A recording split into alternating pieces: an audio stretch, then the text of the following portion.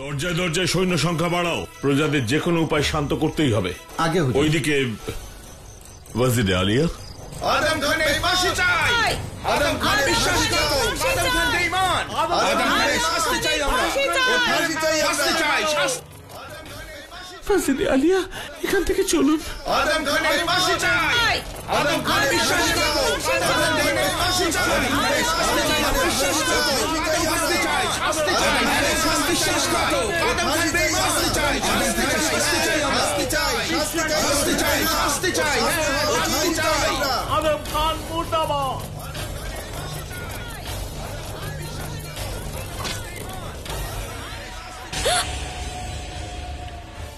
ওয়াজিরে আলিয়া, ও মা রক্ত।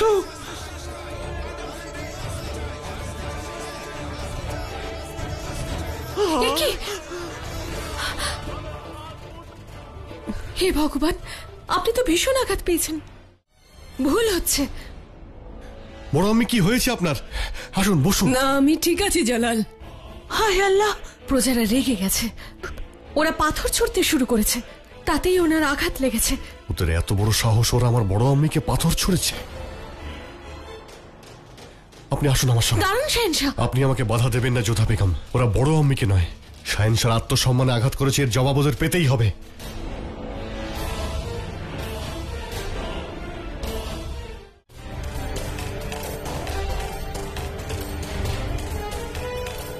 শাহেনশাহ, মহামাঙ্গা ভীষণ আঘাত পেয়েছেন, কোনো ঔষধি তো লাগাতে দিন। হয়তো আপনি জানেন না যোধা বেগম, কিন্তু আমার বড় আম্মি খুবই শক্ত মনের। উনি মোগল সাম্রাজ্যের জন্য অনেক আঘাত সহ্য করেছেন।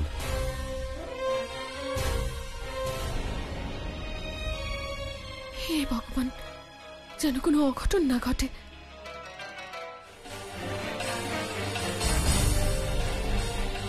আপনারা এখানেই থাকুন, এরা আমার প্রজাদের থেকে আমার কোনো ভয় নেই। আসুন বড় আম্মি। শাহেনশাহ, বাইরের সমস্ত ব্যবস্থা সুরক্ষিত, কিন্তু যদি কেল্লার ভেতর দিয়ে যান তাহলে আরো ভালো হয়।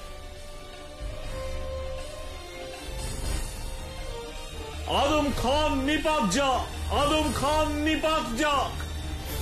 কে পাথর ছুঁড়েছে আমার বড় আম্মিকে? বলো, কে পাথর ছুঁড়েছে আমার বড় আম্মিকে? মোগল সাম্রাজ্যের ওয়াজিরে আলিয়াকে আঘাত করা মানে তোমাদের শাহিনশাহকেও আঘাত করা। যদি তোমরা পাথর ছুঁড়তে চাও তাহলে ছোড়ো পাথর। কি অপরাধ ওনার? শুধু এটাই যে উনি আদম খানের আম্মি যান? যদি সেটাই হয় তাহলে উনি আমারও বড় আম্মি, তাহলে পাথর ছোড়ো, আমাকে মারো। যতক্ষণ না আমরা আদম খানকে পাচ্ছি ততক্ষণ চুপ করবো না আমরা। জালাল যদি আদম খানের পরিবর্তে আমাকে শাস্তি দেয়, আর এতে যদি প্রজারা শান্ত হয়, তাহলে সেটাই করো। না বড় আম্মি, এতেই সমস্যার সমাধান হবে না। আদম খানকে আমাদের হাতে দিন। আদম খানকে আমাদের হাতে তুলে দিন, আদম খানকে আমাদের হাতে তুলে দিন, আদম খানকে আমাদের হাতে তুলে দিন, আদম খানকে আমাদের হাতে তুলে দিন, আদম খানকে আমাদের হাতে তুলে দিন। আপনারা সকলেই জানেন শাহেনশাহ সর্বদা তার প্রজাদের মঙ্গলের জন্যই ভেবে এসেছেন, আর বিশ্বাস করুন এবারও আপনাদের সঙ্গে কোন রকম অন্যায় হবে না। অন্যায় তো হচ্ছেই হুজুর, আমার একটা পা তো আগে থেকেই কবরে পৌঁছে গিয়েছে, আর আমাকে আদেশ করা হয়েছে আমার বিবিকে তালাক দিতে। এ কেমন ন্যায় বিচার হুজুর, এ কেমন ন্যায় বিচার? এর থেকে তো অনেক ভালো হবে যদি শাহেনশাহ নিজের তরোয়াল দিয়ে আমাকেই হত্যা করেন।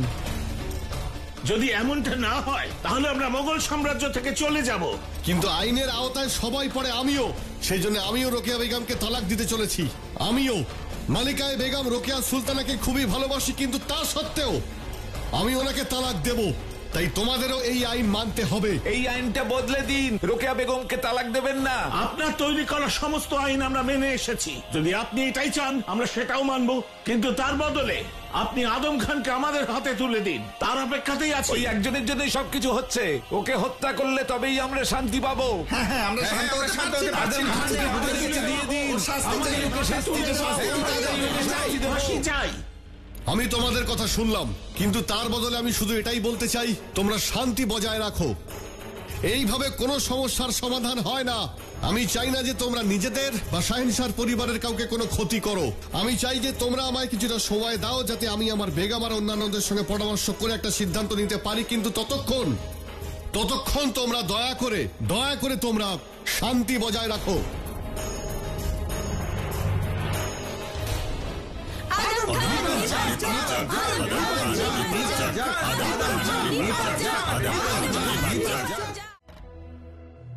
এখনো সময় আছে, প্রজাদেরকে ভয় পাও। তোমার এক ঝলক দেখতে পেলেই ওরা তোমাকে হত্যা করবে আদম। কি বলেছিলাম আমি সবাইকে? যতক্ষণ আমি না বলছি আদম খান বাইরে বেরোবে না। ও কেন বেরিয়েছে? তামাশা লাগছে তোমার এসব? তোমার মাথার ওপরে মৃত্যু নাচছে, আর এখনো তুমি ওই দাসীর মেয়ের জন্য ঘুরে বেড়াচ্ছ। তুমি কি প্রমাণ করতে চাইছো? হ্যাঁ, প্রজাদের রাগ কেমন হয় তা তুমি জানো না আদম খান। আর এই প্রজাদের সামনে তুমি এতটুকু দাঁড়াতে পারবে না। খড়কুটোর মতন উড়ে যাবে তুমি। কেউ বাঁচাতে পারবে না আমাদের। শুনতে পাচ্ছ? শুনছো নিজের মৃত্যুর বার্তা আদম খান? দেখতে চাও কিভাবে মরবে তুমি? এসো, আমি তোমাকে দেখাচ্ছি। দেখো নিজের চোখেই আদম, কত প্রজা এসেছে।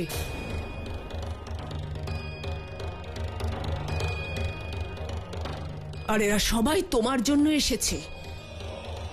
এরা যদি ছোট ছোট পাথরের টুকরো ছুঁড়ে মারে না তোমাকে, সেটা পাহাড়ের সমান হয়ে দাঁড়াবে। বাঁচতে পারবে না তুমি। প্রজাদের শক্তিকে কখনো সামান্য ভেবো না আদম। বাঁচতে চাও তুমি? নিশ্চয়ই বাঁচতে চাও। তাহলে একটা কাজ করো, আর কিচ্ছু করো না। এখন যা করার আমাকেই করতে হবে, আর আমি যেটা বলছি সেটাই করো। এসো আমার সঙ্গে।